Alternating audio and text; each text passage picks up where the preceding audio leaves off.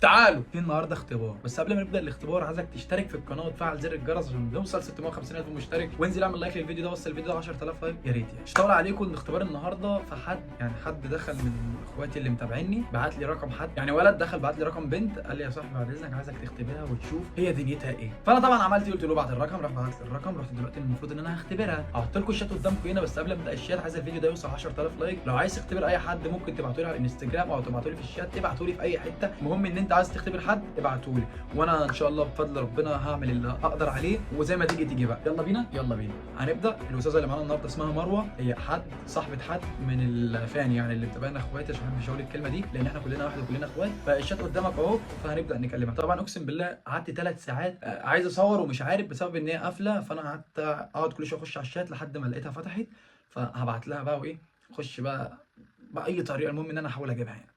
يلا بينا. سامحني يا صاحبي لو هي جت فسامحني، ما جاتش بقى يبقى زي ما اخترت. هنبدا بقى دخلتنا بتاع كل مره. ازيك عامله إيه؟ بعد ربنا يسترها بقى، الموضوع يعدي على خير. المهم يا اخواتي، لو بتشتموني بسبب ان انا بعمل اختبارات فانا مش ذنبي يا اخويا والله.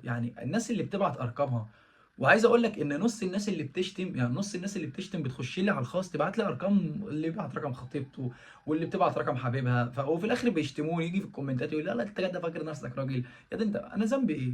انا واحد بعمل محتوى اختبارات، إيه، ومش هو ده المحتوى اللي انا بقدمه بس. انت لو دخلت عندي تلاقيني بعمل مقالب وتحديات، بنوع، ماليش حاجه معينه، فمش ذنبي، ما تشتمنيش، انا ماليش علاقه يعني. بس اخش اقول لها انا حامد واي بتنجان.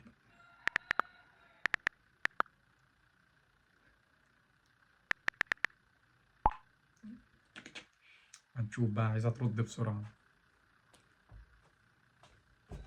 والله يا جدعان قعدت كتير قوي عشان تفتح، انا قافله من بدري واصله لك، فاول ما لقيتها اونلاين رحت عملت الفيديو، صورت في ثانيه عشان نلحق. دي بتتقل يا عم، بتتقل يا عم علينا يا عم، وما تردش بسرعه. الحمد لله شفت الرساله. حامد مين؟ طبعا مش هخش ولا انا واحد بعمل كذا كذا كذا، انا هخش اي دخله بقى اي حد بيخشها. بصي قبل اي حاجه،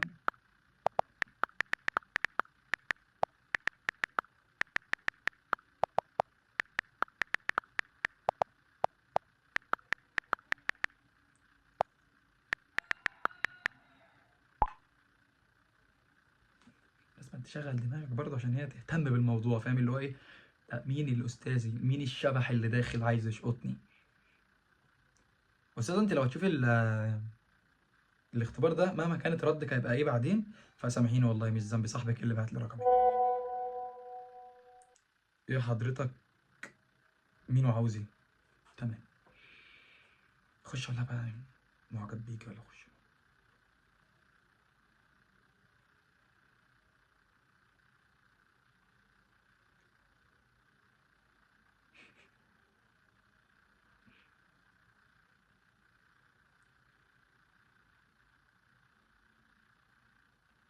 معلم معلم في الشقه، بتشوف الرساله على طول. قلت لك ربنا يستر. صاحبي انت لسه ما عملتش لايك، ممكن لو سمحت تنزل تعمل لايك، ممكن يعني اعمل كومنتات بقى.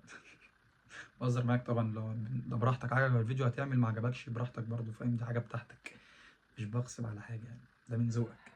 ده من ايه ده؟ ده مرض منتشر في الجو. اقول لها ايه طيب؟ بص لا خالص.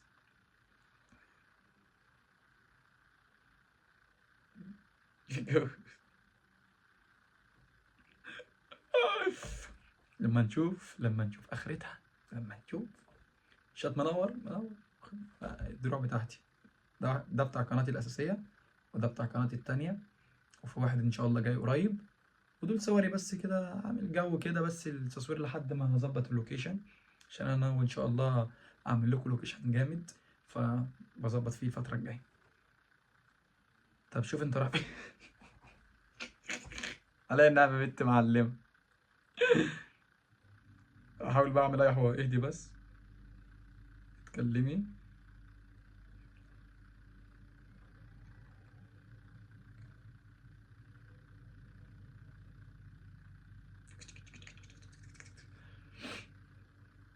المره دي انا سجلت الرقم عشان ما اجيش زي كل مره اقول لك انا مش مسجل الرقم وما اعرفش اعمل ايه، او لان في غلطه حصلت في الفيديو اللي قبل ده، لا اللي قبله. تمام.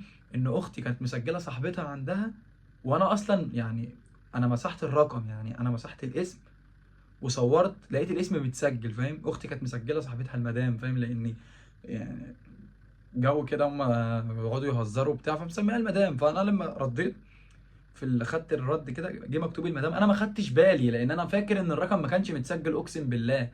لان في حوار بقى تغيير واتس وبتاع، طلع ان الرقم متسجل على التليفون وموضوع اصلا حوار، فدي مش غلطتي، فاهم؟ غلطه التليفون والله. نقرا بقى الكلام، ركز.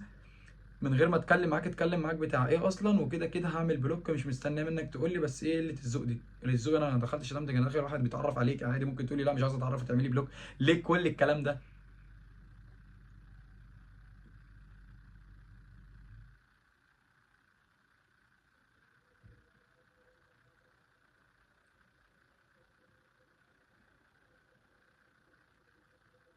انت جايب رقم منين؟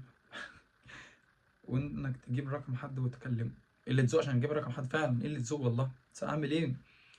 اخواتي اللي متابعيني هم اللي جايبين التسجيل. ايوه شفت. انا مش هتكلم بلغه ان انا مشهور او معروف، عشان لو قلت لها خش ابحثي هتخش، ممكن تخش وهي بتكلمني تلاقي اختبرت كذا اختبرت كذا، فهتعرف ان انا بختبرها. فانا مش هجيب لها سيره اصلا. انا مش هجيب لها سيره حاجه، فاهم؟ انا واحد عادي حامد وداخل اتكلم، فاهم؟ عشان في ناس قالت لي طب ما تختبر واحده بلغه ان انت مش مشهور يمكن ما تجيش. ما يا صاحبي، انا لما اقول لها ان انا مثلا معروف وعندي فولو، فاكيد هو عنده ناس كتير متابعين، فمش هيخش مثلا يكلم دي او دي عادي، اكيد عنده بنات كتير متابعاه او بنات كتيره بتكلمه، او هو بيكلم بنات كتير فمش هيكلمني انا، اللي هو الجو ده بقى، فاهم؟ فانا بخش بطريقه معينه كده تيجي. فانا المره دي مش هقول لها، لان لو دخلت دلوقتي هتلاقي ان انا بختبر، فمش هقول لها الكلام ده. يلا بس كده سلام عشان ماليش دعوه عليك. بتكلم كتير صح؟ صدقيني معجب بيكي.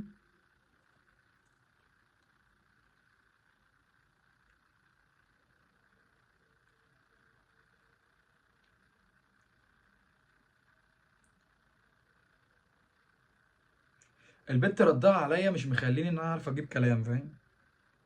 يعني انا بحاول على قد ما اقدر اجيب معاها سكه او اي حاجه، فهي ردها ليا مش عارف، انا متلجلج مش عارف اقول ايه، عشان الناس ما تقوليش انت كل البنات بتيجي معاك سكه، انت مين يعني؟ انت امور؟ انا ولا امور ولا حاجه يا عم، انا واحد اقل من اي حد.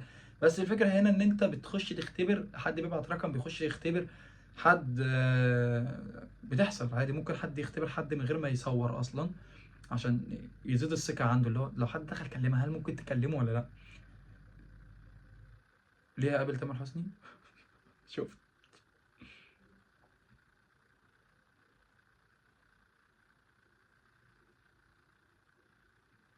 ولا هو لازم ابقى تامر حسني؟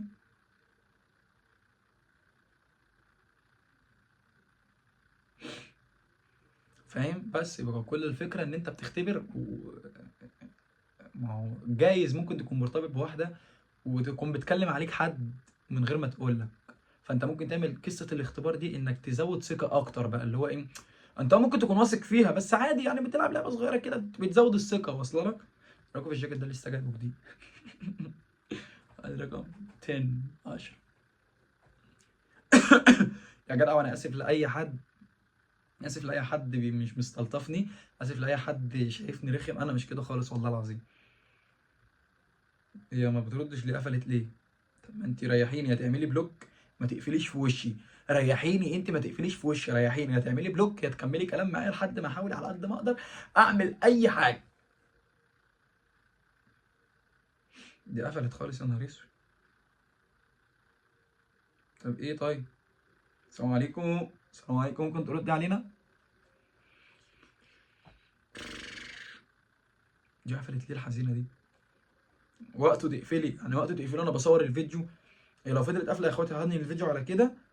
ومش عارف بقى، بس لو في جديد هقوله لكم في الفيديو الجاي، مفيش جديد هعرفكم برضه الفيديو الجاي اللي دار في اخر الحوار. لان اكيد لو انا قفلت الفيديو على كده ممكن تفتح وترد، فانا هضطر اكمل كلام وهبعت لصاحبي. الحمد لله فتحت، الحمد لله فتحت. يلا عشان مش بضيع وقت مع ناس هبله زيك.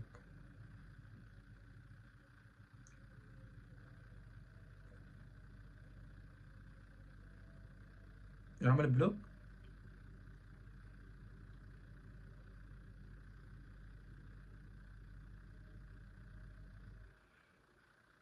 يا جدعان، يا جدعان، عملت بلوك والله، اقسم بالله عملت بلوك. ده ايه ده بقى؟ لا انا ما بتعمليش بلوك يا استاذه مروه، ما بتعمليش بلوك. عملت بلوك والله، والله عملت بلوك. مش مصدق. استنى اعمل بقى الفيديو. يا جماعه انا اتعمل لي بلوك، انا بجد يا صاحبي. انت هتشوف الفيديو كده كده، هبعت لك اللينك انت اول واحد، فانت زي ما اخترت صاحبتك تمام، وتعمل لي بلوك يا جدعان اهو، عشان ما حدش يقول لي ايه انت متفق مع حد، او انت مش كل البنات بتيجي معاك حوار وبتاع سكه والجو ده. بس طلعت محترمه فاهم، ممكن حد غيرك كان ممكن يتكلم عادي ويخش معايا في الكلام وانت مين وجبت الرقم منين زي ما هي قالت بقى، وتفتح في كلام، هي قطمت الكلام خالص، فانا مش عارف ارد اقول ايه. فانت يا صاحبي طرش، وصاحبتك طرش، والناس اللي بتتفرج طرش. بس مش عارف ارد اقول ايه. ولو عايز تختبر اي حد، اي حد بيتفرج عليا عايز يختبر صاحبته، يختبر، لو عايز تختبر صاحبك تمام، اي حد عايز تختبره ممكن تبعت لي الرقم على الانستجرام. لو دخلت عندي هتلاقيه، او انت مش هتشوف اكتب السلام عليكم، انا مش عارف ارد اقول ايه. صاحبي السلام عليكم.